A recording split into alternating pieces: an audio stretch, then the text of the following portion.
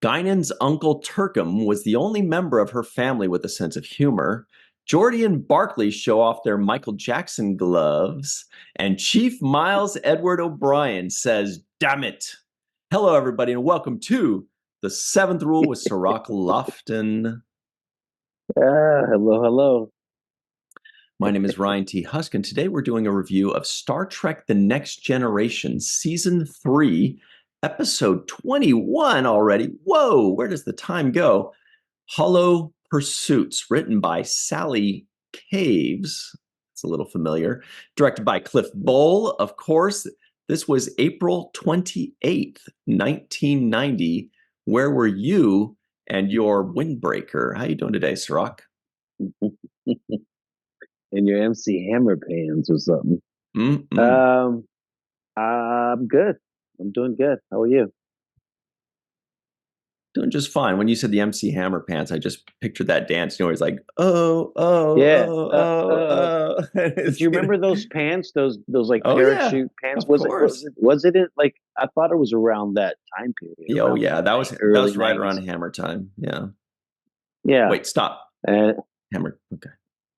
okay, I make that. But yeah, that was the time. And then we they also used to have those hats, and it was the time period when you would flip your hat up like this. Remember that time period? Yes, I do actually. That did not last. That was like 1, maybe 2 years. And then after that, there Yeah. was kind of the curling the bill of the hat. You remember that? Uh-huh. Yeah. Yeah, I That was do. fun. I Wow, do I remember forgot that. about But the flipping up of the hat. Wow. yeah, I'm there was gonna that do flip that. up of the hat. People all think I'm real cool when I walk into the Kmart with my thing up and my We are saved by sandals. the bell look. I haven't been in a Kmart since the 80s, I think. Do they still exist? Is that a thing? Or is it like Toys R Us? I haven't seen one. I haven't seen one. I think it's gone. Yeah. Unless we're talking about basketball player. No. Everybody knows Wait, Kmart. well, let me segue because we got to get back on the Star Trek. Please. Because you know what? I love this episode. I was so happy to watch this episode. This is my question for you because I didn't even really do much real homework on this. I just feel like I know this off the top of my head. Tell me that's not the guy from the 18. No, I can't hear you. Yes? Sirach Lofton, this is why we love you. It is Murdoch from the Yes. A-Team. Yes. Yes. Playing two Yes. completely different characters, right? Oh my God. As soon as I saw it, I was like, oh my God, it's Murdoch. How did Murdoch end up on Star Trek? That's all that's all I could say to myself. I was like, because he's so fun to watch on the A-Team. I'm thinking this is like the A-Team on Star Trek. It's one of the greatest. I was just waiting for B.A. Baracus or some Mr. T to come out of the back. Da, da, da, da, da, da, da, or at least I love it when a plan comes together. Yes, Hannibal. A little cameo line, something like that. But okay, so Picard very would be Hannibal, right? I love it when a plan comes together, right? Yeah, and then yeah. What do we got? Maybe in this episode, Geordie would have to be B.A. Baracus, right? Worf kind of has his beef, but BA was actually not that tall, so Geordie's could be a good one. And then plus he he's got the gold visor and let's put some chains just on. drop it down. And then Riker would have to be face, but he'd have to shave again. I'm good with that. Man, I bet that's out there somewhere already. That's got to be so. Somebody had to do the mirror universe of this episode. Yeah. I wonder if Sally Caves wrote for the A-Team because it was just too good to be true for me. And Murdoch, man, I always knew he was a good actor because he's good at playing slightly off a little bit, like this kind of, Yep. That Murdoch character was like kind of half crazy, right? You didn't know what the hell he was thinking or about to do.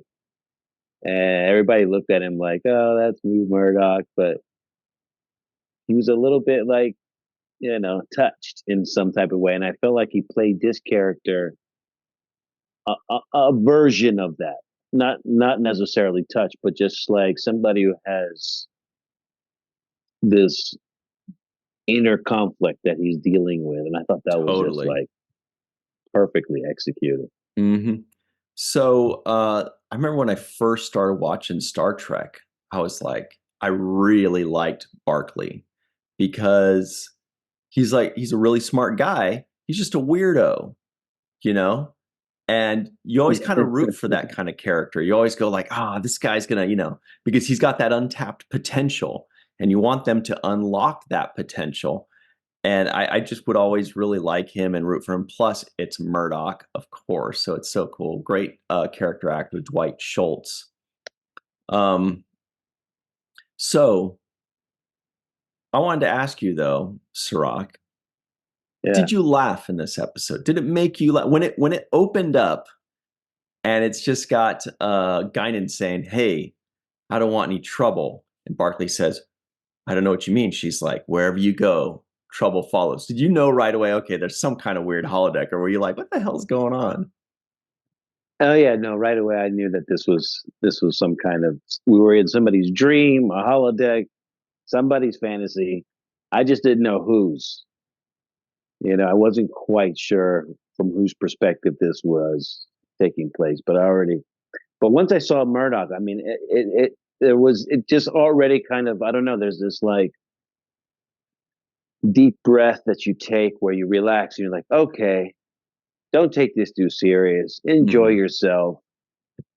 He's going to make this fun to watch. There's a certain way that it's like a comfort zone when you get into when you watch certain actors perform. I think Chevy Chase does it. Hmm. When I watch Chevy Chase, there's like oh man, I'm just going to enjoy myself and let myself laugh and enjoy whatever's going to happen. Um, Three's Company, where Jack Tripper kind of had that charm about himself too, where you were like, all right, this is going to be fun. Let me just not take everything too serious and Now enjoy the ride. So you're talking about my idol, Mr. Jack Tripper, right there. By the way. yeah, and just there's this like comfort zone. There's this, you let your guard down and enjoy the ride. So when I saw him, I thought this is going to be one of those fun episodes. And I gotta say, I laughed so much in this episode. I couldn't believe it. This is probably number one on my rewind list of how Nice. many moments I rewound and just had to watch over and over again because I was laughing my ass off. It was hilarious. It was I hilarious. I did a lot too. You know when I rewound the most, where I wanted to eat my screen. I just wanted to like just chew on it in a good way, like Worf does with books. Is I want was when Picard calls Barclay broccoli.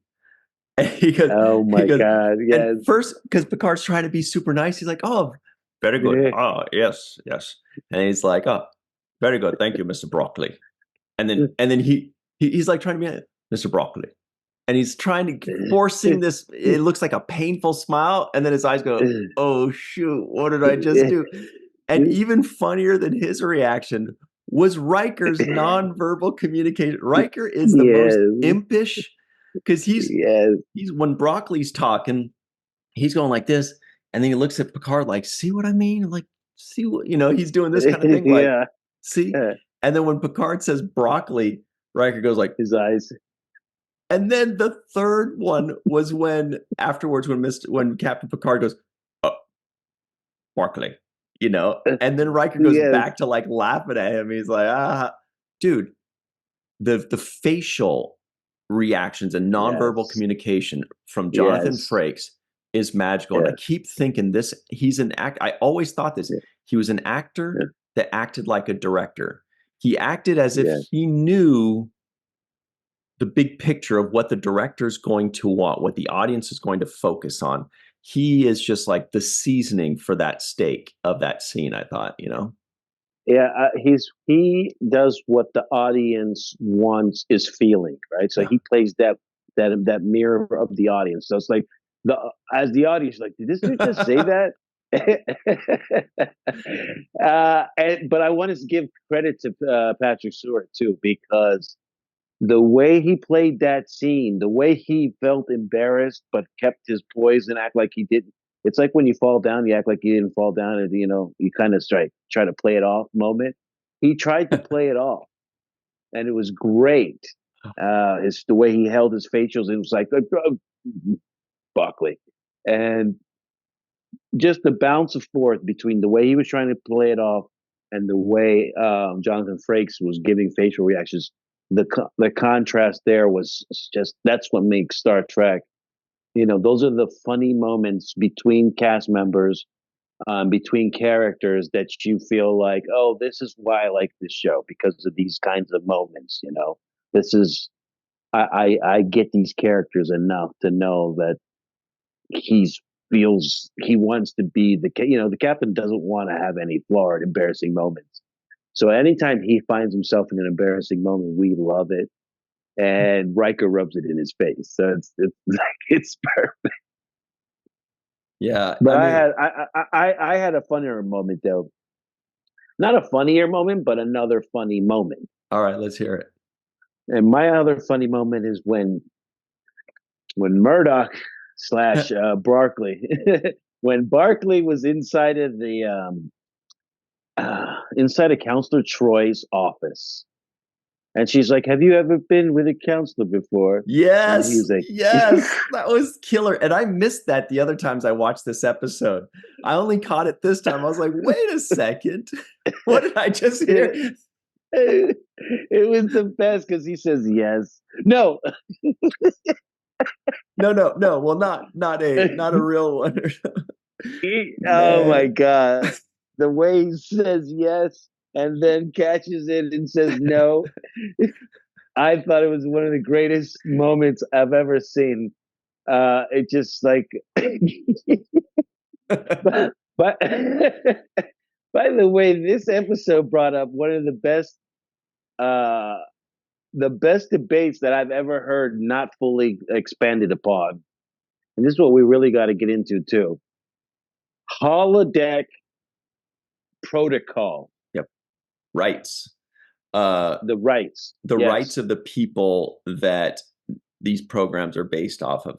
It was touched yes, upon in Deep Space Nine, right? With Major Kira and some guy yes. that The was sex trying tape. to, yeah, the sex tape.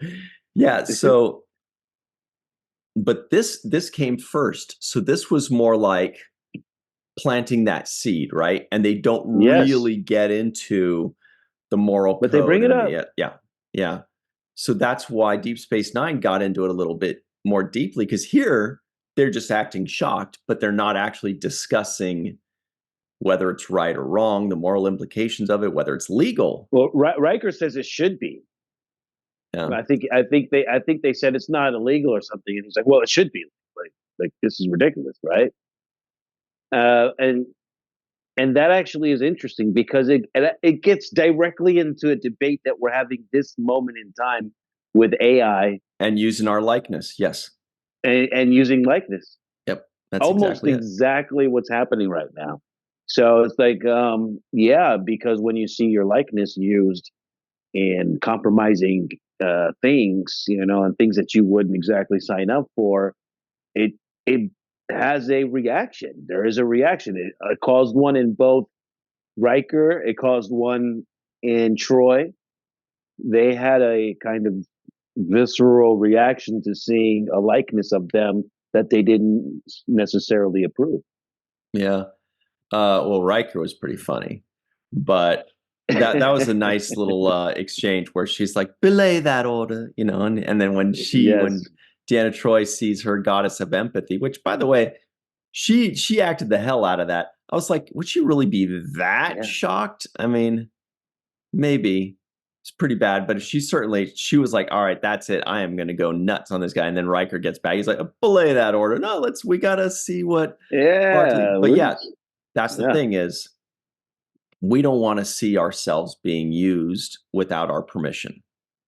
That's it. Especially not in whatever fantasies going on. Now, what we saw on the screen was rather harmless, But what was implied in the yes no situation was that it was less than harmless. It was much, much worse than that. And that after all the sleepy naps and the cuddles and all this, then, he's like, so anyway, let's go jump in these bushels here and so on. Yeah. What happened with those bushels? Let's jump behind this hilly brush. Speaking of that, I was laughing my ass off when I know Riker had the funnest time doing this episode, Mhm. because of the one line he had that I could not even believe was said, and of course Riker's the one who says it in this episode. But they call for the other number one on the Three Musketeers or whatever it is, and he comes running up and he says, "Am I late? Am I late?" or something. And he says, "Oh, what a likeness." He says, "Is it possible our swords crossed somewhere before?" I'm thinking, did they talk about? Did Riker ask other Riker if their swords have crossed? How ridiculous is that? I could not believe I was watching that. How did they get away with this particular entendre into this particular episode? I think it's an old Um, saying. I hope it's an old saying. Otherwise, Sandy Caves, you got some you got things to some say. explaining to do. Yeah. Yeah. Sally Caves. Sorry, Sally Caves. Who, by the way, if her name sounds familiar, it's because we have reviewed her other Star Trek episode, which is season 1, episode 5 of Deep Space Nine, Babel or Babel. People pronounce it differently. Oh, Episode 5, fifth episode of Deep Space Nine, story by. But that's it from her. I was hoping there'd be ah, more because that was pretty good stuff. I laughed that's a good throughout this episode. whole episode.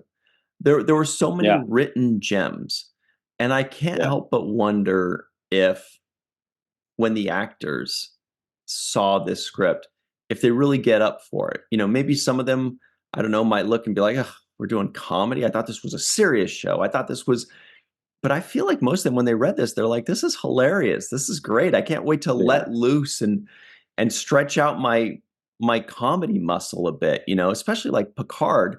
Oh, big surprise, Picard gets to play an Englishman again, like, "Oh, so say thee," and doing all this stuff. Yeah, I'm like, yeah. he and Brent Spiner love that stuff. But I don't know. They What do you love that think? stuff. Do you think they saw that I felt script and like they went had, nuts?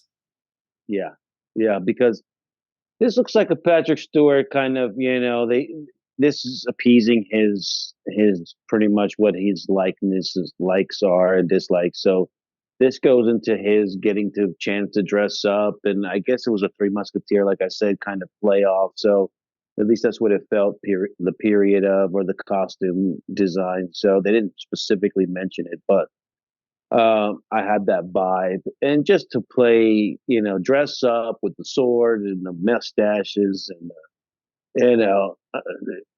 it seems like something that is up Patrick Stewart's alley. It's something that he would be interested in doing. So I think for that one, it placates to their strong points of what they love doing in this kind of grandiose performance, and it's almost kind of overacting, style of performing.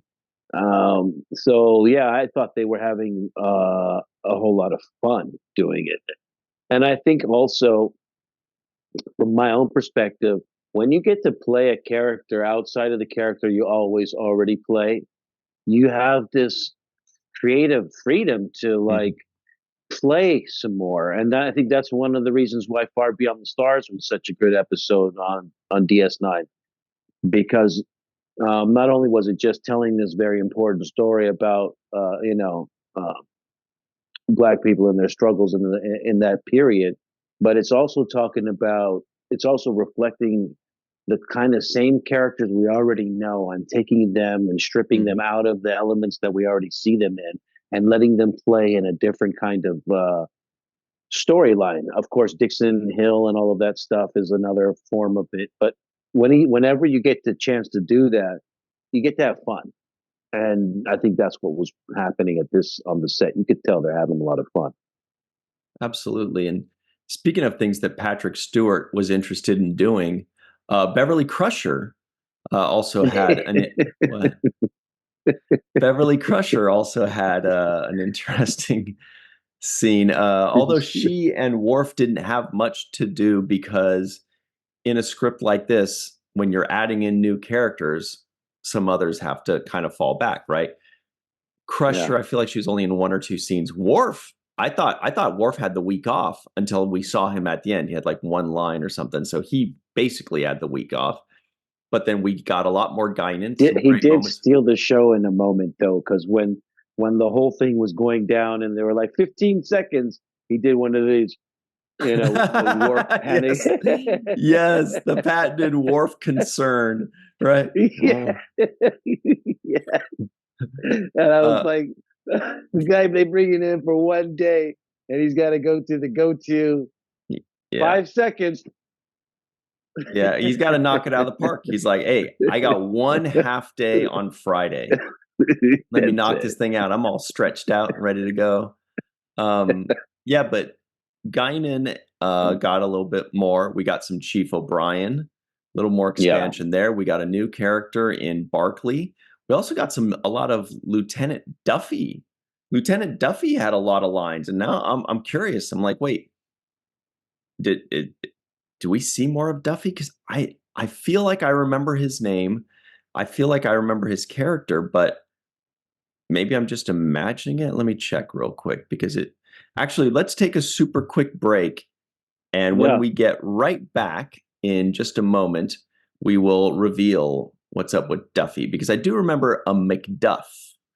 It was Commander McDuff. So that's a different guy. See, Be I right. only know Duffy as a beer from The Simpsons, I think. But Yep. is that right? Yep. Yeah. Is it Duffy or is it yeah, that's Duffy. I can see I it think it's too. It's like a yeah. square thing in Yeah. the kind of diagonal. Yeah. All I right, think we'll it's be a right beer, back yeah. on. No, maybe it's Duff. I think it's just Duff Is it Duff? beer. Okay. Boy, so many mysteries. We'll be right back All right. on the seventh rule. Hi, everybody. Welcome back to the seventh rule with Sirach frickin' Lofton, Hello. Duff beer drinker, cool guy. Here are the trivioids of the week. Commander Riker is nothing but a pretty mannequin in a fancy uniform. Barclay needs to report to Cargo Bay 5. Wesley calls Barclay broccoli. The Enterprise, that was cute when Picard said, when he's like, oh, that's what Wesley Crusher calls him. It's kind of caught on.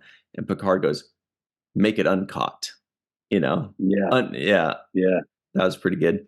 The Enterprise I has like it. taken on a load of special tissue samples donated by the Michalaks for shipment to Mommy 4. What?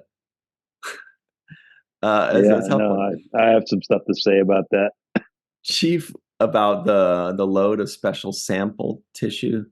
No, no, the Michalaks, but Nami Michalak 4. Light. Okay. Ultra, Tastes Michalak great. Ultra. Captain Gleason spoke highly of Lieutenant Barclay. Chief Miles Edward O'Brien says, damn it. Counselor Troy is the goddess of empathy. Geordi invites Barclay to a mission briefing. Metathesis is one of the most common of pronunciation errors. Guinan reminds us that warm milk helps you sleep. Guinan's uncle Turkham was the only member of her family with a sense of humor, and Geordi and Barclay show off their new Michael Jackson gloves. I hope you noticed those Michael Jackson gloves because that was serious. There's no way Oh that. no, I was thinking of the metathesis part. That was the line that had me laughing right now. Because when Data says that, and it's funny because there was an unwritten "shut up, Data" Yeah, he that just kind of stopped. takes place. He just He's he got to learning. be. He's becoming more human every day. It was an unspoken "shut up, Data." It was perfect, or that's enough, Data. It was perfect. I almost heard it without hearing it. So I love that cue that Data plays because he goes right in from that to like looking at the screen like, oh, I see that you don't want to hear this. This is Yeah. It's enough of that, I And guess. Data actually showed, well, Brent Spiner actually showed pity on his face when Broccoli walks away, and Data was like, metathesis, like he looks sad for Picard. He's like, I know, I'll save him. And Picard's like, don't. But he's acting right That's there. Uh, yeah, oh, there was I so mean, many good moments. yeah, this is good moments. This had me rolling. I'm telling you, I got smiley face emojis all over my paper here. Um, another great. What's the guy's name? Who his name is Dwight something.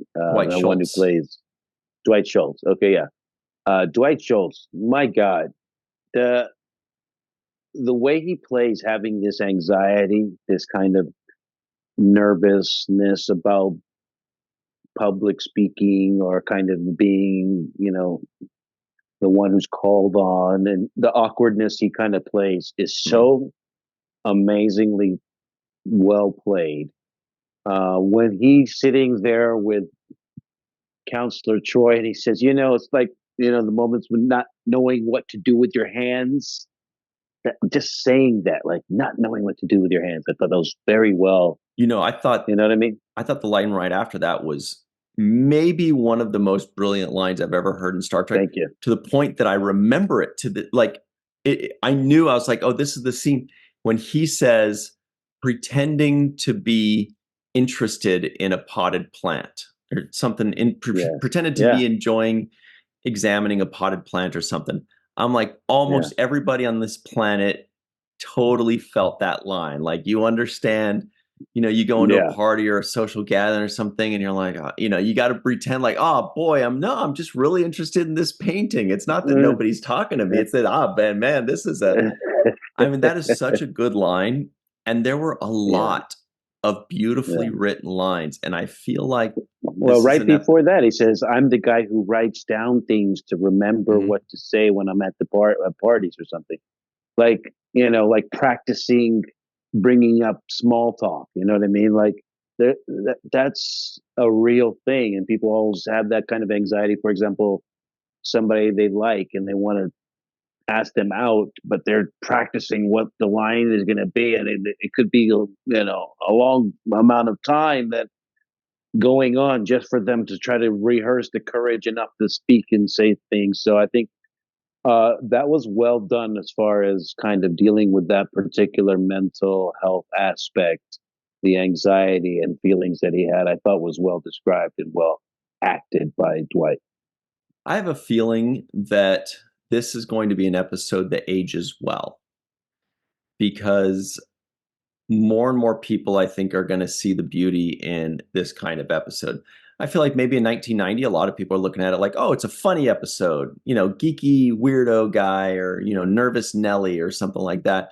But there are a lot of people that saw themselves in Barclay, or there are a lot of people that recognize certain things, or really like, there was just, the writing was beautiful. There was a lot of amazing lines in here. And I feel like there are going to be a lot of people that just really appreciated it. I can't stop laughing because this was really one of my favorite episodes. I'll tell you another moment that had me laughing is he's in the office with Troy, and she says, "Does it make you uncomfortable, the thoughts of being with a counselor?" And he was like, "Not at all." And he kind of Yeah, crosses it's his like, well, leg, and he does this weird, like uncomfortable stance, like this. and then when he's so uncomfortable that, the guy that's just trying to sneak out of there so bad, because he's like, that's right, loving this. He was killing me when he did that. He was like, "No, not at all. I'm totally comfortable." Like, watching him do that, I was like busting out laughing. And and then he said, she was like, "Now breathe into the nose." And like another moment that had me laughing because I thought, how many times have people told you to breathe like into the, and you're like, yeah, I get it. It's like, yeah, I get that, but it's like it's not helping me. I got 1,000 things in my mind, Mm. right? But the way he plays it off, he's like, yes, in through the He's like, oh, nose, I got out. it. That's it. Perfect. Thank you. I guess I gotta go because I'm cured. This is it. I'll just breathe. Yeah, here we go. It was perfect. And the actors got it. The actors understood the material.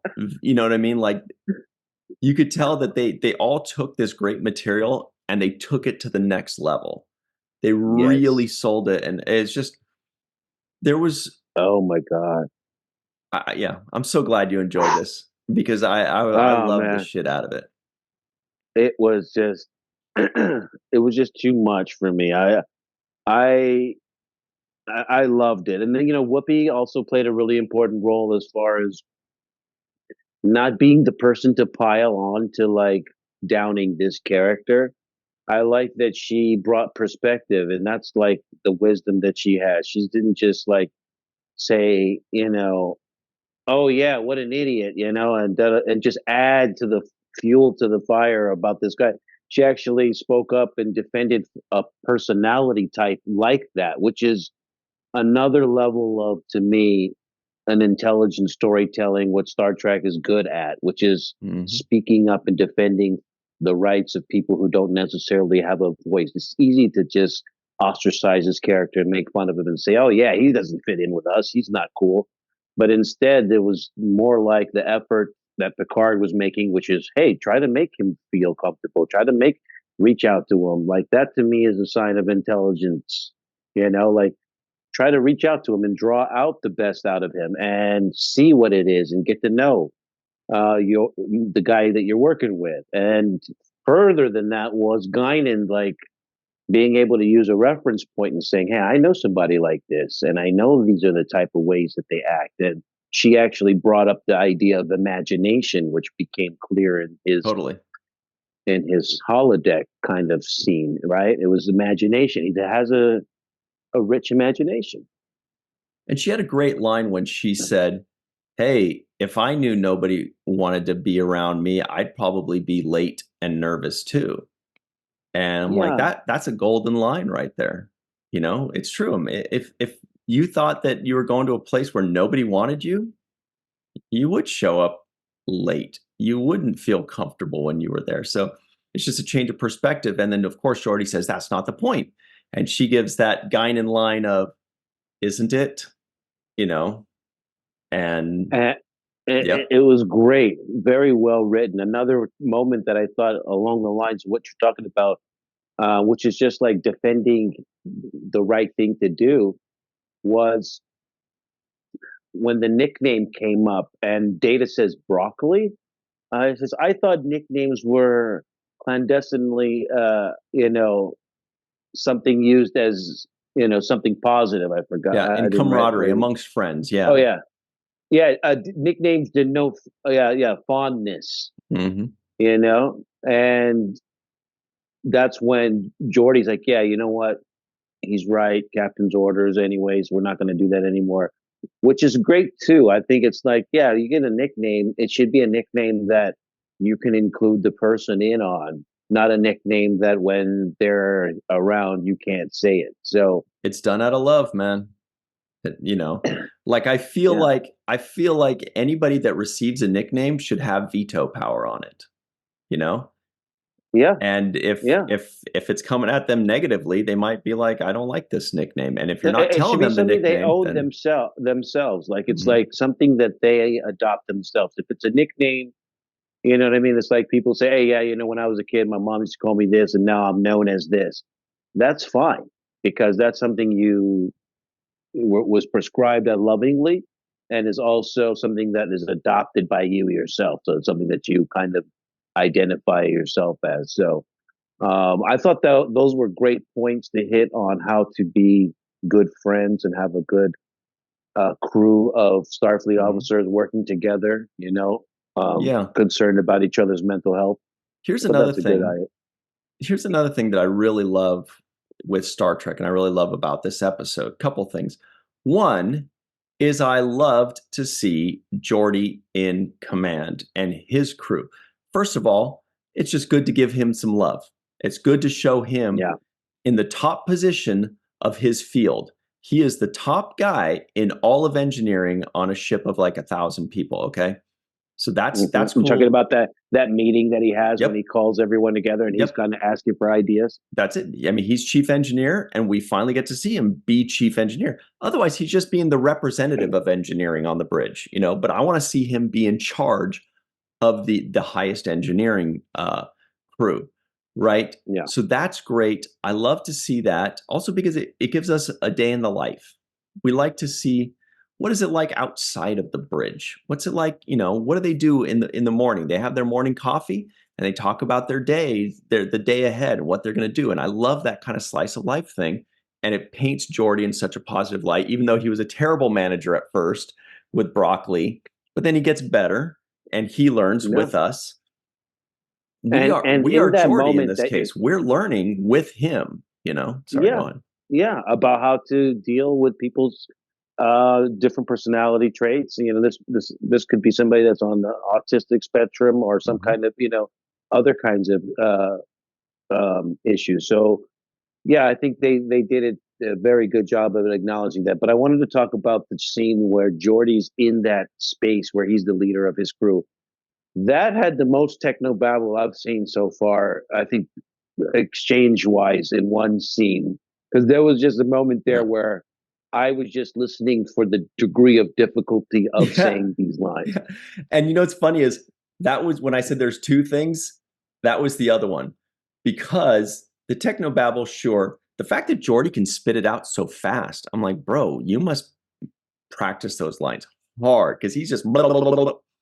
But the fact that they all work together is such a Star Trek thing where somebody says, "Oh, I've got a working theory. What about this? What about that? What's going on here?" And then they start kind of working it together. And the bridge calls them up, and Geordi's like, "Hang on, we got a working theory coming." We're like with them. We're like, "Come on, Geordi, come through. Use your teammates." And it was so beautiful. It's such a Star Trek Yeah, scene.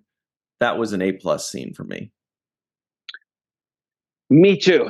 Because and by the way, even Wesley showed some sensitivity to it after he was kind of briefed about. He's like, "Oh, I Mhm. was insensitive by shutting him down and not letting him have an opportunity to fully kind of flesh out his idea. And instead, I just kind of like, no, that won't work. This is because of this, that, and the third." So, also great ways to communicate. Like this is a lesson on communication and being sensitive to other people, being empathy. Um, also, I wanted to ask you about what is the protocol on walking in on my holodeck Yes, moves. you got to knock. Seriously, there's got to be a doorbell. There's got to be Yep. like you know what I'm saying? Like, No, I completely agree. I was like, guys, his ethics are in question with what he's doing, but also your ethics are in question with what you're doing. I get that they're superior officers. I get that it's important, but if you still, know somebody's in the bathroom, I you got know. to knock on the door first and be like, "Yo, it's important, bro. I need to talk to you." Even if Give he's me. late, even if he's 7 minutes late, you don't just walk into the bathroom, man. I know, I know. So there has to be a doorbell. There has to be like you press the button and the program glitches for a second and tells you someone is at the door. And you're like, "Oh, okay, I gotta let me computer, computer delete this seat because who knows what kind of program you're walking into. Telling you, man. Uh, So Yeah, we yeah, only have a few minutes left here, but I got a couple quick hits for you. One is when Riker says to delete little Riker, and holodeck Picard says, "Sir, you have no sense of fair play." Like that was a gorgeous line. Um, Also, Geordi had an improv little moment. I'm guessing it was improvised. It was when at the very end when Barclay does something well or whatever, and then Geordi gives him a pat on the arm, and Barclay kind of reacts a little happily. Geordi gives him a second pat, a harder one, and I'm like, I don't feel like that would be written in a script.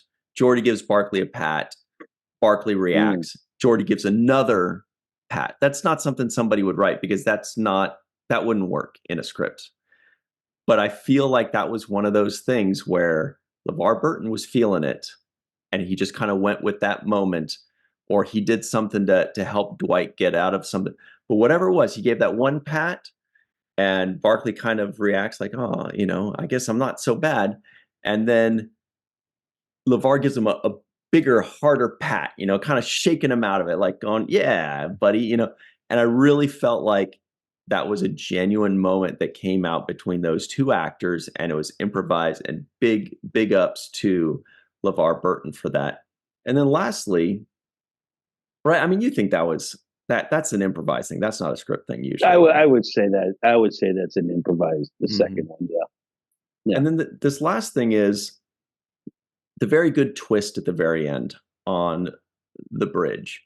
Maybe we see it coming, maybe we don't. I don't remember the first time I saw it, if I knew right away, but Barclay's saying goodbye to the bridge crew.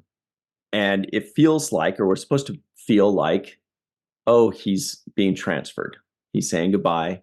And then when it turns out he's actually saying goodbye to his holodeck programs, but he's seeing them for who they are now. It's not just that he's grown up and saying goodbye to those holodeck programs, but he's also seeing the real world for what it is.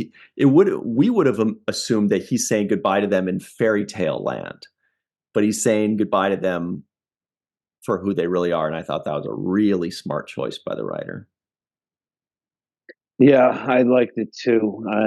It made me also kind of think of the end of In the Pale Moonlight when Cisco says "computer delete program." Yep. There was a kind of a callback there, feeling wise, for me when I saw that. I thought, oh wow, that's kind of the end tagline for for that episode of Deep Space Nine. So definitely had a great feeling about it. The whole episode was wonderful. I feel like the other actors really respect Dwight Schultz and were able to interact with him because of the level of respect they probably have for him as an actor and their familiarity with his work. Because it seemed like there was a real True. chemistry there. He may have been an it guy back then. Yeah. Yeah. So it feels like they were really giving, as the young kids say today. Uh, but yeah, all around, man, this was just such a good episode. I mean, I, I like the costuming, even though just the period piece costuming I thought was great. The lighting that was done in that particular in those like dream sequence shots, I thought the lighting was nice as well. It just gave me like a fantasy kind of feel to it. The pinks and peaches and the hues that I Totally. felt color Yeah. wise. Yeah. Good point. So yeah, so all around, really good episode for me. Do we ever see Reg Barclay again? It's time for the home run of the episode, everybody. All Time right. for the home run of the All right. episode. I will say we do see Reginald Barclay again. I can't wait. Is it an episode? Is it a movie? Maybe both. You never know. I But can't wait. very quickly, who gets the home run of the episode for you, Mr. Sirach Lofton? Hands down, Dwight Schultz gets the. I mean, just the he played the awkwardness. He played, you know, he played all the notes. I think to make this episode just hit the way it was supposed to hit. He wasn't an idiot, you know what I mean? So it's not like he was, incompetent. He was just inexpressive. And I think those are very separate things. And I think, they kind of delineated that in this episode that, there's a difference between just uh, failing because of incompetence and having communicative or um, social anxieties.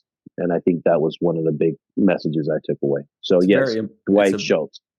Very important point. It really is the message of the episode. And it's really important. It's really good. I agree. Dwight Schultz, he killed it. Secondarily, the writer, Sally Caves, nailed it. Yeah. So many gorgeous lines in there. So much brilliance. So beautiful. Great performances by LeVar Burton, Marina Sirtis, Patrick Stewart, Jonathan Frakes. I mean, it was really a very good episode for me all around. better than I remember it. When it came on, I was like, oh my God, are we already at this episode? I love this episode. This is so good. And it was even better than I expected. So people that are also better than expected are Homer Frizzell, Dr. Anne-Marie Siegel, Eve England out in Wales, Yvette Blackman, Tom T.J. Jackson Bay out in Missouri, Titus Moeller, Dr. Muhammad Noor, Tierney C. Diekman, Anil O. Palat, Joe Balsarati, Mike Gu, and Dr. Stephanie Baker, Carrie Schwent, Faith Howell, Edward Foltz, a.k.a. Crewman Guy, My Live from Tokyo, The Matt Boardman, Chris McGee, Justin Weir, Jake Barrett, Henry Unger, Allison Leach Hyde, Julie Manisfee, Greg K. Wickstrom, Jed Thompson, Dr. Susan V. Gruner, Glenn Iverson, Dave Gregory, Tim Baum, Chris Sternett, Joanna Yunker, Amaram Misny, I hope I'm pronouncing that one correct, Lee, Nora Vega, Ed Jarrett, and Steve Case, a.k.a. Joe Bust. God, I can never get that guy. Steve Case, a.k.a. Joe Bugbuster, and of course, there it is, Jason Oken. I need a cigarette now. I don't even smoke. Everybody stick around. We got the free-for-all up next. We'll be right back on The Seventh Rule. Hey, everybody. Welcome back to The Seventh Rule. We just got done arguing about a bunch of stuff. And Sirach Lofton. Hello. Let's start things off awkwardly. This is the free-for-all with Melissa Longo is here. Jason M. Oken is here. Allison Leach Hyde, Delta Quad, Space Tour shirt. Howlin' Mad, Dark Lord McGee is here with his cool Seventh Rule shirt. Anil O. Palat is traveling somewhere, probably. Gregory Kenzos, Dembolt, and Chill. What's up, dude? Out in Hawaii, Faith Howell is on the bridge of the Enterprise. Then we've got Amiram Mizne is here. Going in the Bay Area. Steve Case, aka Joe Bugbuster. By the way, that really threw me off when we were saying that in the last segment. I could not get that whole thing out. Chuck A, what's up? Cool shirt. TJ Jackson Bay is here. He's going to troll us about basketball probably because that's what he likes. He likes to hurt my feelings about the Warriors. Carrie Schwent, a.k.a. Crafty Bear. She's got some flowers behind her for some reason. It's purple broccoli.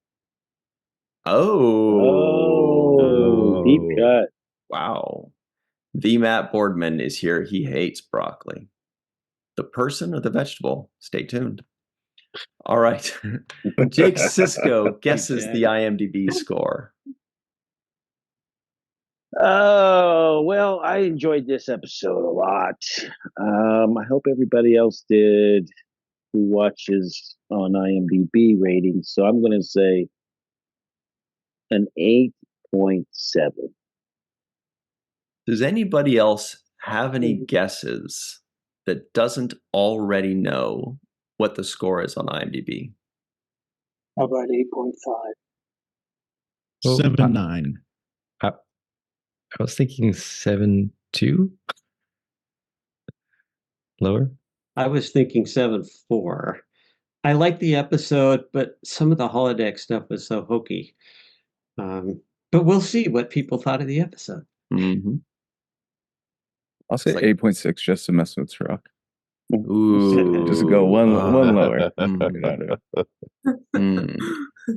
That sounds like a Molokai kind of attitude right there. Am I right? Yeah, maybe actually. All right. The correct answer, of course, is I think it was. Oh, that's wrong. Where am I looking? I was looking at the wrong one. I was like, no, that is definitely not right. I know that's not it. That's not the code of honor. It's 7.7. Not bad. Interesting. I would have given this, honestly, I would have given this thing a 9. I thought this was a great episode. Right. We'll see if it ages well. Melissa Long. Oh, did we have any non-appearance mentions in this episode? Oh, I had a question about that. Does Leah Brahms count since that's who Geordi fell in love with? No, I don't think so because he did not say a person. Yeah, but that's who he was referring to. He just said, I fell in love. If he said, I fell in In love the with holodeck suite. someone, then he's mentioning her. If he says, I fell in love with a lady, but if he just says, I fell in love, In the holosuite. right, he was referring to her, but he certainly didn't mention a Yeah. person. Maybe there's multiple women that he fell in love with. I don't know. Okay. It's like if he I don't said, know. it's like if he said, I had lunch yesterday, but he didn't, you know, it's not a, I don't know. What do you guys think? It's not a non-appearance mention for a burger. I have no. Well, yeah, but we've only seen him fall in love with Leah Brahms, and we know that's who he was referring to. So I kind of figured it was kind of like when somebody, Miles O'Brien says, well, the kids, or, you know, then we know my wife, you know. But if he's mentioning kids, then he's mentioning people. Okay. But if he says, oh, I went home, are we to assume that he's mentioning his family because we know they live there? I don't know. Yeah, this no, is a debate for the ages, I think. But I was just saying, because he said, I fell in love in the holosuite. We've only seen him fall in love in the holosuite one time. So that's So we saw him try to fall in love a different time in the holodeck. Well, that's true. It could That have was been with the the other actual woman. person, right? It could have been the coconut, whatever. The Coco no Our numbers are plummeting right no-no. now. We've got to move on, everybody. Let us know what you think in the comments below. And lastly, was there a some kind of or some sort of? I didn't catch one either, Chris. Okay. Melissa Longo, will you please get us started off on the right track? You're like, I was trying to. You stopped me. Please, what do you think of this episode? I'll try, because well, firstly, I have to say, there is some lines in this episode that made me bust a gut. Specifically, when Picard says, I look forward to your report, Mr. Broccoli.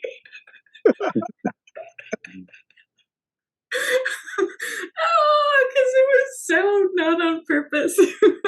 And then when Deanna Troy tells herself to muzzle it. So funny. And Short Riker made me giggle a lot. There's so many things about this episode that I enjoyed. One thing was in the very opening scene when Deanna Troy walks in this beautiful blue dress. I was like, wowza, she looks stunning. So yeah, it may not be cool to say that, but she looks stunning. And then for me, the home run of this episode goes to Geordi. Because it's difficult to work with somebody that you don't like. And I get that, but that's part of life. And I love how he takes Picard's suggestion and Dinan's advice seriously instead of trying to get out of it. I like that he was open to, you know, learning how to coexist with Barclay. It's easy to do. I like that Picard didn't write Barclay off immediately. He may have had it a slip of the tongue, but I think that was a good move on his part, and it shows great leadership. And I found Barclay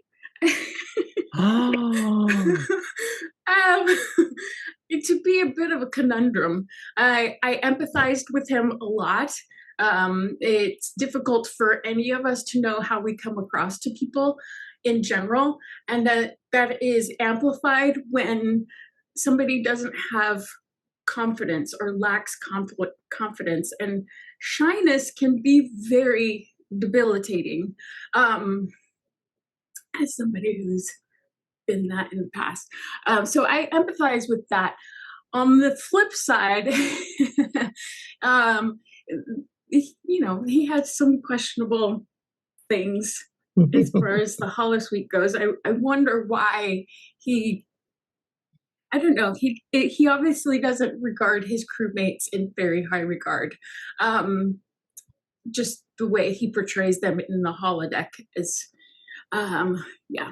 Anyway, I love Guinan. I love Data 2, and I have a lot more to say, but watch Things Left Unsaid, become a patron to find out what those things are. Nice. Good stuff. Thank you very much, Melissa F.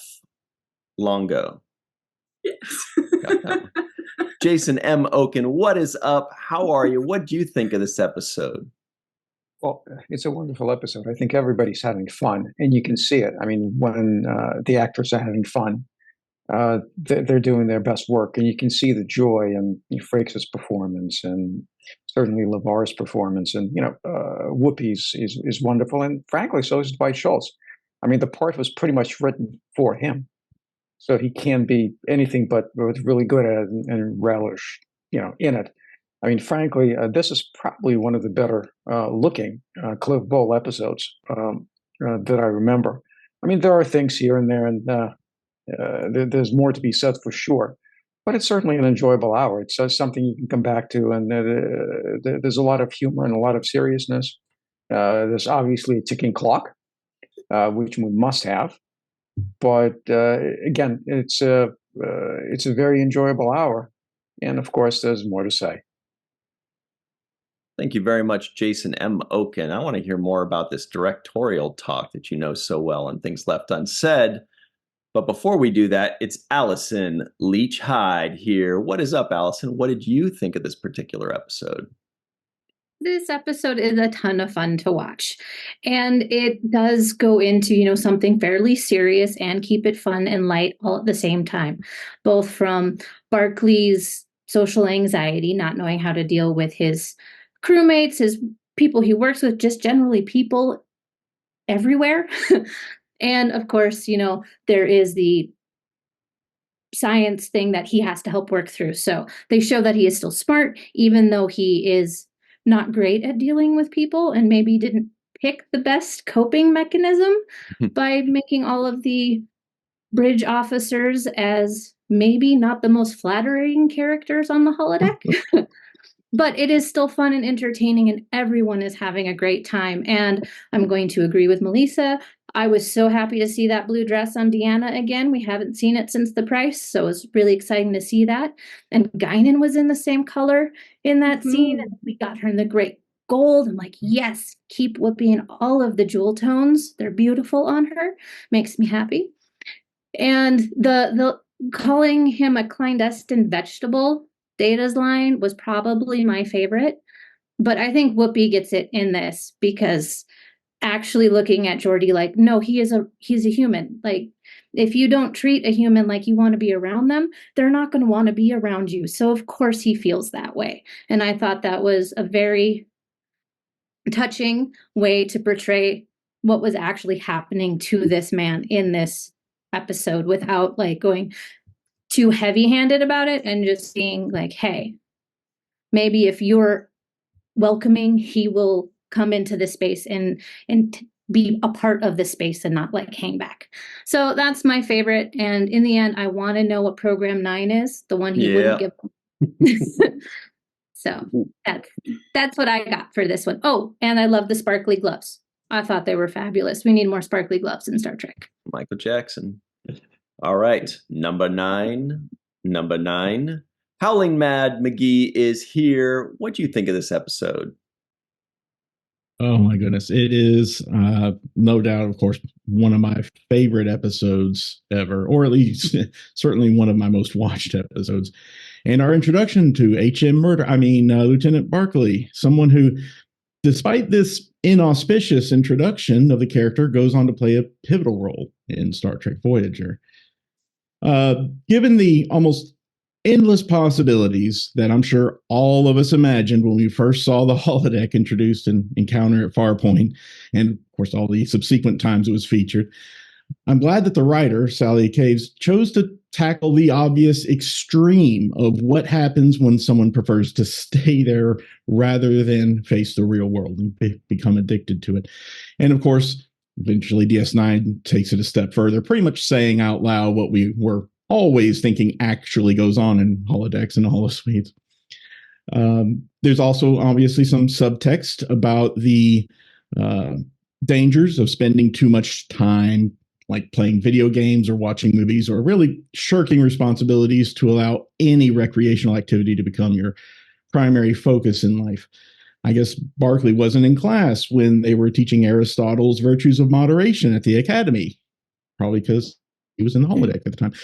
Up to now, TNG has almost always portrayed the Enterprise crew as a well-oiled machine, with crew members always working hard, excelling at their job, and eager to go above and beyond. So I also appreciate the portrayal of a crew member who doesn't quite fit in, someone who's more of an introvert, who gets nervous and even stutters. I'm sure I'm not the only one here who can relate to Lieutenant Barclay. Of course, I'll save any other thoughts I might have for things left unsaid. As for the memorable quote, boy howdy, because I've seen this episode so many times, I noted more than like 20 quotes that I think are memorable, including a few that I've even incorporated into my own vocabulary, like buttering our bread a little or trying to look comfortable examining a potted plant. But the one I'm going to pick for this episode is the idea of fitting in just repels me. Excellent stuff. Thank you very much, Dark Lord Chris McGee, aka Howlin' Mad. That's confusing. Anil O. Palat, what's up with you? What'd you think of this one? So I have mixed feelings. I have 3 points I came down to. And I think it's why I have the mixed feelings. The first one is there's okay. If I look at it in the modern sort of light lens, whatever, I feel like there's a darkness in the beginning to Barclay when he's violent with everybody, and I think the guy is very likable, the actor, right? So like we as the audience like him, but there's sort of a darkness there that in the beginning I'm like, oh, that's kind of right. They could take this a sort of different way, and then and he's being totally inappropriate by replicating like all of everybody he knows. But in Deep Space Nine, they seem to make it a point that that's a pretty bad thing when Quark is trying to get Kira's I guess image in the holosuite. So I guess I sort of felt like that topic could have been dealt with a little bit more seriously, maybe, or whatever.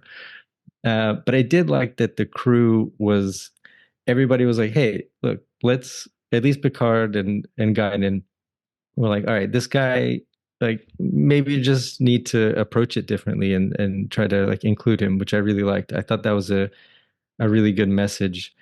And I liked also that Geordi was on board with it. He was like, all right, let me give this a shot. And Barclay didn't make it super easy on him. And then the last point, again, mixed feeling, is it's hilarious when Picard calls him broccoli, but at the same time, like, I feel like that's a mistake Picard wouldn't make. Just, yeah. Just because he would be, he took it so seriously that, you shouldn't make fun of him and exclude him. So just, yeah, I don't know. But it's a fun episode. I just sort of have mixed feelings on it, I guess. Thanks very much, Anil O. Palat. I get it. Howling Mad. That's right. That's H.M. Murdoch. We get you now, Chris. Thanks. Greg Kenzo out in Hawaii. What's up, Greg? What did you think of this episode? So, I love this episode, like everybody else. Like Anil, it is a little weird that he recreates everybody, but they do address it. Geordi says he gets holo addiction. He's been there. And, in Voyager, he does recreate the whole Voyager cast as well, but it's on Voyager, and they're all doing what they would normally do. So I feel like it's less weird. than this one. But even this is like, I mean, it does get a little dicey at times, but he's it's pretty innocent. You don't see him doing anything like too bad. The goddess of empathy thing is a little weird, but you know, other than that, he's sword fighting and he's just taking a nap in Beverly's lap. I love that. You know, they're all, sorry, it could be weirder. That's what I'm saying. You know what I mean? He's just he's Wesley right here is like infantilized a lot. Like he's like just a kid eating pie. I love that. It's so funny. He's just a kid stuffing his face with pie. Yeah, I think this is a great episode. It definitely shows you that shy people have a lot more to offer than if you kind of embrace them and allow them to flourish. You know, I was shy for like 6 months, probably longer, but with the girls I liked in like when I was 13 and 14, you know, like 8th grade, 9th grade. It was like, and it's so weird because you know they're a person, but talking to them is like a foreign, you know, it's so foreign to you. And so I kind of understand what Barclay's saying here, you know. But yeah, I grew out of that luckily. But I get why, you know, talking to shy people is important. It'll bring them out of their shell, and they have, like you see in this episode, a lot to contribute. And you'll see Dwight Schultz or I almost said Barclay. You see he has a lot to contribute, even though he's still shy in those Voyager episodes. But we're talking about TNG right now. I think this is a great episode. We'll leave it there.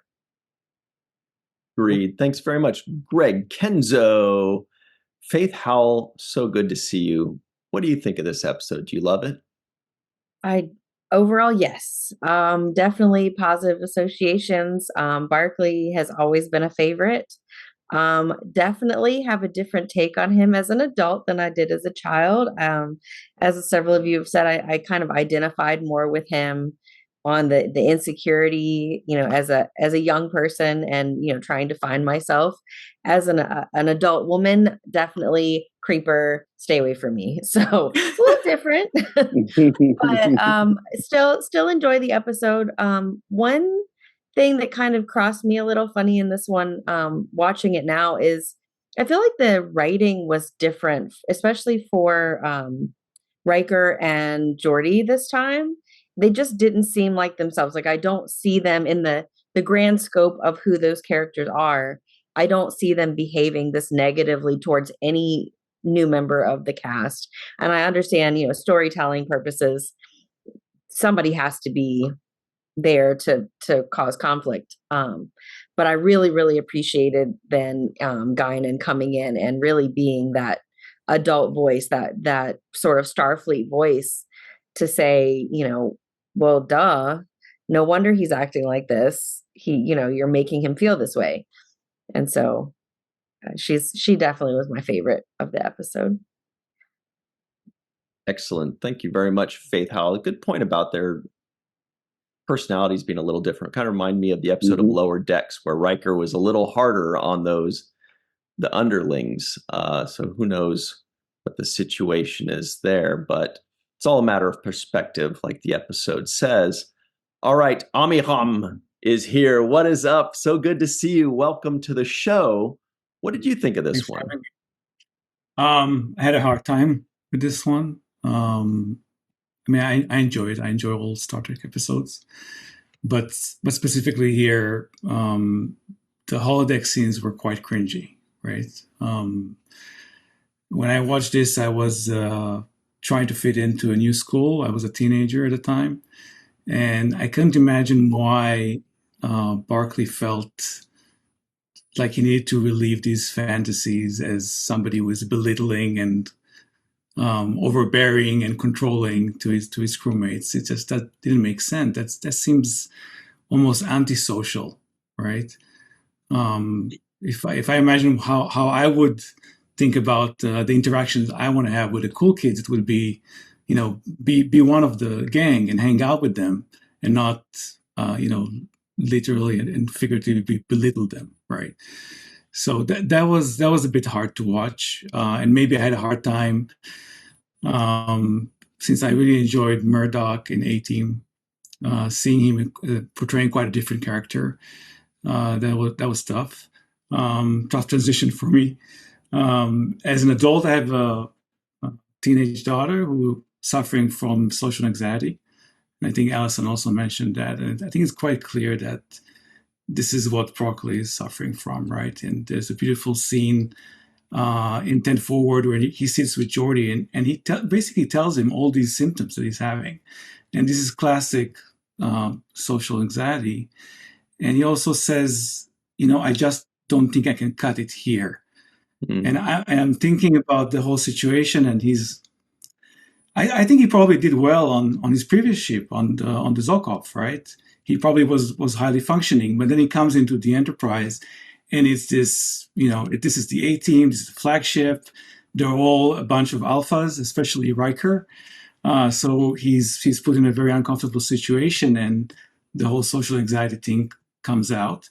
And except for Guinan, the crew really handles it badly, right?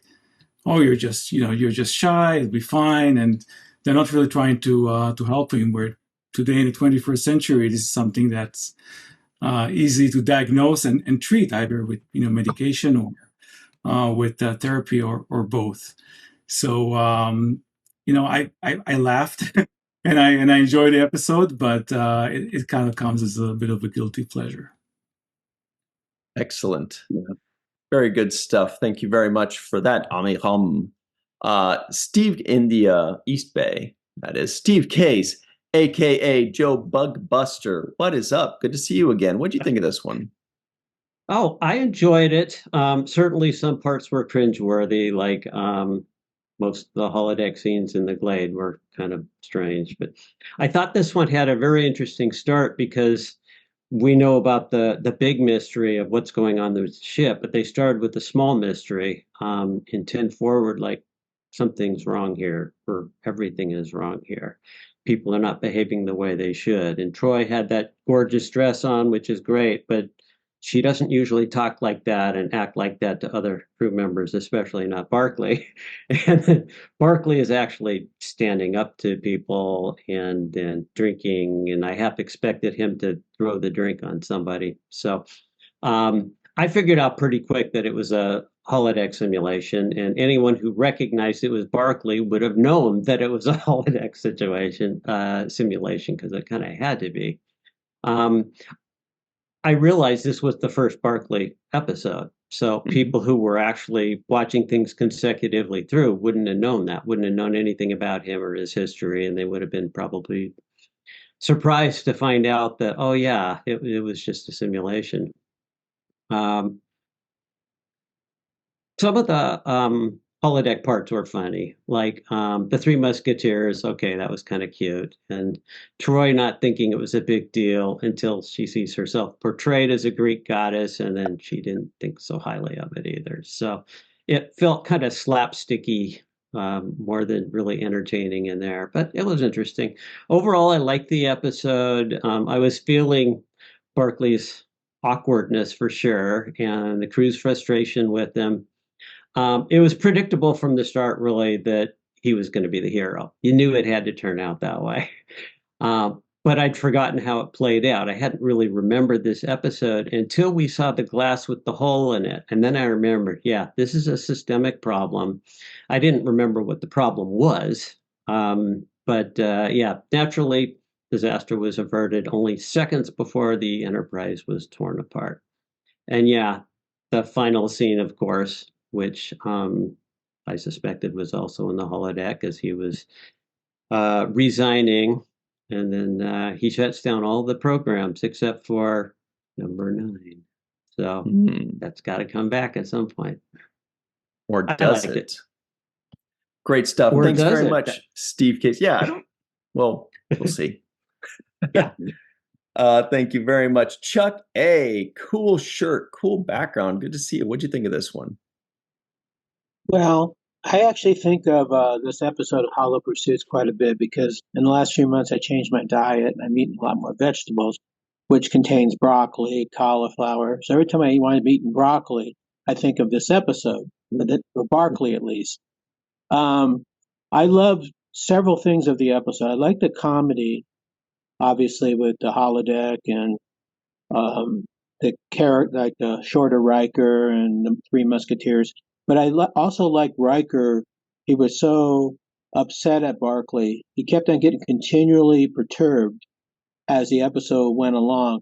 And then when he got into the holodeck with the two Deanna Troys, he started laughing. He went from really stern to laughing.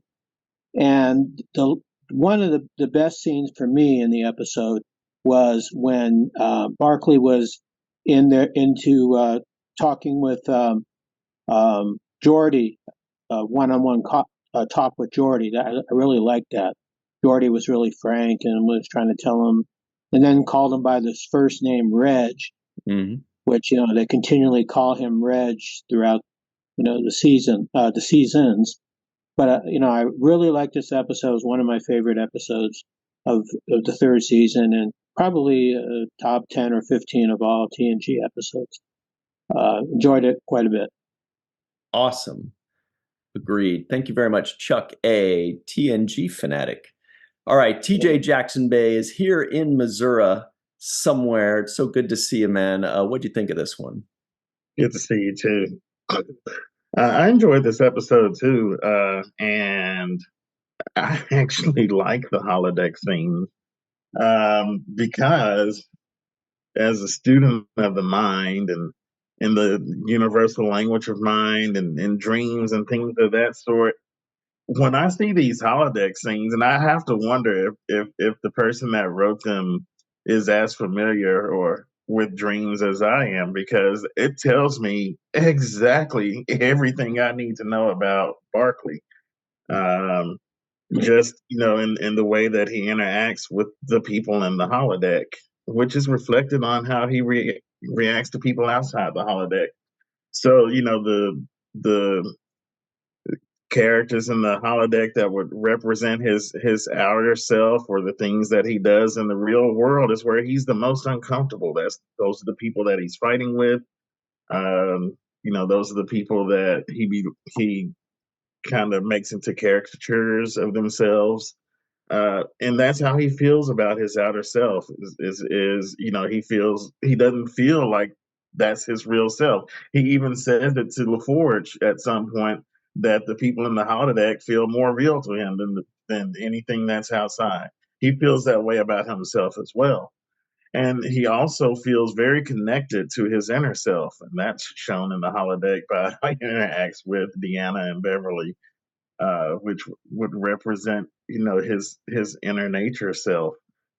Yeah, it can look cringeworthy if you're not looking at it like that in the dream language, but in dream language, it makes perfect sense, and that's true for most dreams as well. I also really appreciate, that as a rule, you can't really change someone else, but the role that Picard and Riker and LaForge have on this ship is that they have to at least try to help him to be a well contributing member of the crew, and so they take that on at Picard's direction, which I appreciated. Yeah, they could have kicked him off the ship, or transferred him, or wrote him up, or all those things. He's late, but instead they're like, okay, what can we do to help this guy represent the Enterprise well? I think somebody mentioned the Enterprise is this like well-oiled machine. If they send this guy to another ship and he falls apart, that doesn't look good for the Enterprise. So Picard, wants to try to handle that situation a different way. Not only that, this is Lieutenant Barclay, so he's not fresh out of the academy. He's not fresh off the boat. He has some accomplishments under his belt, because you don't become a lieutenant in Starfleet, without that. That said, he's also a lower decker. He's a lieutenant. I thought that was pretty cool. I never thought of it that way until we got to show Lower Decks. in the episode Lower Decks, which we hadn't got to in this series yet. So yeah, great episode. I think the way that they worked with Barclay, was reflected, the times that the show was filmed in, but also I think was progressive for the time because they didn't just throw him away; they wanted to work with him. So I got more. I'll talk about it later. Nice. Excellent stuff. Lots of good points there. TJ Jackson Bay out in Missouri. Thank you for that. Carrie Schwent with the cool purple broccoli behind her. What's up? What'd you think of this one? I love this episode. I love Barclay. I've been waiting for months to finally get to this episode, and I knew exactly what kind of background I was going to have for it. It was going to be some kind of broccoli, and I had no idea that purple broccoli exists, which happens to be my favorite color, so had to do it. Got a couple of bones to pick with Riker, which I'll get to in things left unsaid. But a couple of fun facts that I found that I really thought were interesting. Wesley in the outfit he's wearing on the holodeck is modeled after an old painting called The Blue Boy. They picked an outfit that looks exactly like the way he is. Although I have no idea why they picked the pie, but that's neither here nor there. Got my blueberry. Yeah. Oh yeah, that actually, I actually think that might work. But I lost my place. Yeah, I definitely relate to Barclay quite a lot. The whole stumbling through your words, being intimidated with people that you know or suspect don't care for you that much, and the way some people talk to you, just it makes you retreat, and you can think in your head all you want about the stuff you want to say to them, but then being actually able to say it completely something else altogether. And I love that Guinan is the one that finally pushes Geordi to do what Picard asked of him, which is to make friends with the guy. And once he does, he realizes a little bit of what he has in common with Barclay, with the holodeck shenanigans, we'll say. But love him so much. Beverly on the holodeck looked beautiful. The hair was fantastic. I loved her on that swing and the beautiful flowy dress. And I have one question that I want people to comment in the comments, and I want all of my friends here to say in things left unsaid. But what do we think program number 9 was? And I want wrong answers only. So if you want to know what we say, go to things left unsaid, and people watching can comment below what they think. But for the limerick for the week is sort of a poetic warning label for the holodeck that was put there after Barclay left the ship. Okay. Holodecks are dreams lived while awake. It's where you go when you just need a break. But don't lose yourself there, even when life is not fair. So when you're at work, you don't make mistakes. There we have it. Excellent work. Thank you very much, Carrie Schwent. Number 9. Some people know that. The Matt Boardman. What is up? He knows that. What do you think of this episode? Well, this is always a favorite episode. I mean, we get so many things from it. We get Dwight Schultz. I mean, how freaking cool is this guy? Like, I don't know. He just seems like one of those guys that'd be a lot of fun to hang out with. And he's always fantastic in whatever show, movie you end up seeing him in. And, we've talked about a lot of the points that things that I've thought about this episode. Everybody's kind of touched a little bit on it. But what I find interesting, again, this is, Star Trek is always that morality play, right? And now we've had 2 episodes in a row discussing, to me at least, discussing belonging. In Tin Man, we had Tam Elbran, who didn't feel like he belonged because he was born with, I guess, a disability because he couldn't shut out all the voices like most Beta Zeds do, right? Now we've got Barclay, who is, I don't know, perhaps socially awkward, but he's also a dreamer. And in both cases, it's like, we're being shown a way to how to not exclude people who are different from us, to, like Guinan tells him, she talks about her, what was it, her uncle, who everybody said, stay away, he's a bad influence. And she was like, sign me up for that right now, And so I think that as people, when we see people who maybe are different from us, who might be socially awkward, that those could be some of the coolest people that we could ever interact with in our lives, who could bring meaning and to bring to enrich our own lives. And I just thought, there's a musical cue right at the end as Barclay steps off the holodeck, which is the Minstrel Boy, and I'm like, why is it the Minstrel Boy? And so I went to go look for it online to see if somebody had talked about it. Nobody had, but I did find on Memory Alpha, and I thought this was very interesting, that Michael Piller saw himself as Barclay. And I was like, that, and that even his wife Sandra said, oh, it's you, because he's always dreaming. He lives in this land of fantasy. And he's like, I just had the fortune of being able to work in a medium that allows me to explore my fantasies. The other thing that I thought was kind of poignant was that the line about Barclay, I'm the guy who goes in and, I write down things to say before a party, and then I end up sitting in the corner. That was a direct quote from a conversation that he and Ira had, and Ira wrote that into the script. So anyway, that's my time. But I just, like I said, get to know the people that may be sitting over in the corner. Get to know the people who are shy. Be welcoming. And I think that as you do, you're going to find that there are hidden treasures there. Great stuff there. The Matt Boardman, everybody knows Hidden Treasures, the album of extra Megadeth songs. Go check that out. It's really cool. Also, in Things Left Unsaid, we should all talk about which writer we see ourselves as. That's a fun one. Jake's final take. Sirach Lofton, you laughed a lot. Any final thoughts? Yeah, I laughed a lot this episode. Had me rolling. I kind of already like Dwight Schultz as an actor from other work, obviously, so made me kind of lean in his favor watching this episode.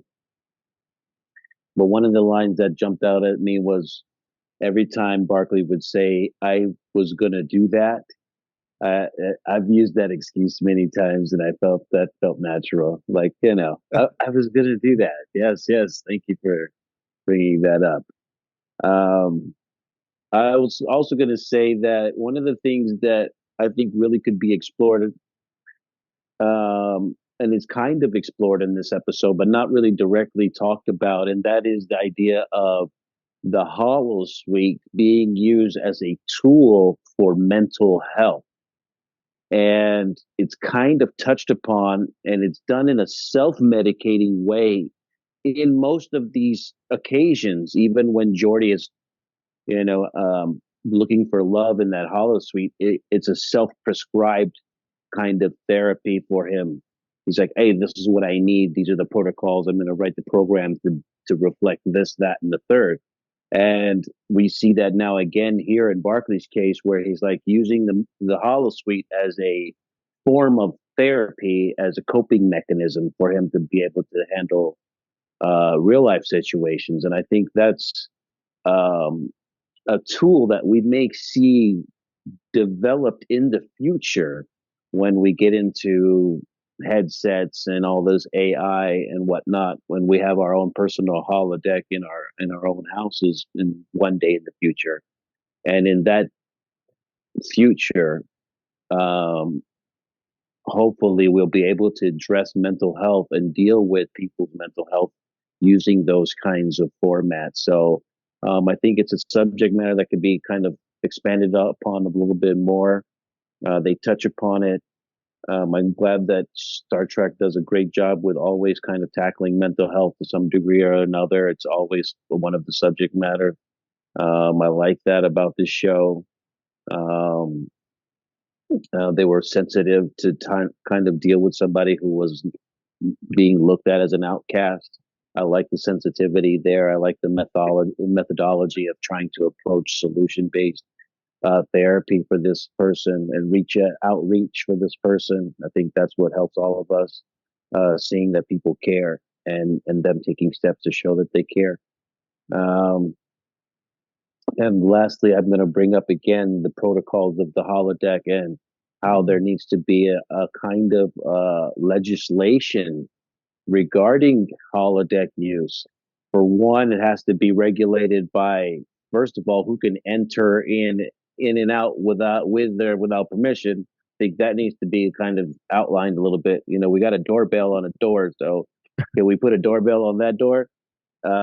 The other thing is, what is the morality of reconstructing other people's images in non-consensual situations, right? And it's like, I didn't consent to have my image licensed in that particular way, and it should be regulated by Starfleet, in my opinion. There should be some kind of legislation or protocol written about that, just as we're seeing AI finding its own resistance and legislation that's being extracted from its advancement and its technology and its application. So when we see deep fake videos and we see people put in compromised situations, those things need to be legislated out, in my opinion. And there needs to be clear rules that are set on what is acceptable, what is not acceptable, in my opinion. So, but great for Star Trek to be dealing with these kinds of issues this far long ago, before this kind of thing wasn't even something that was reality. So that's my final take. Awesome. Amiram says, at least a knob to hang on the sock on. That's pretty funny. All right, we got to run, everybody. Thank you to Melissa, Jason, Allison, Chris McGee, Anil, Greg, Faith, Amiram, Steve, Chuck, TJ, Carey, and Matt Boardman. For myself, Aaron Eisenberg, Melissa Longo, Sirach Lofton. I'd like to thank you all for hanging out with us. And until next time, always remember the seventh rule.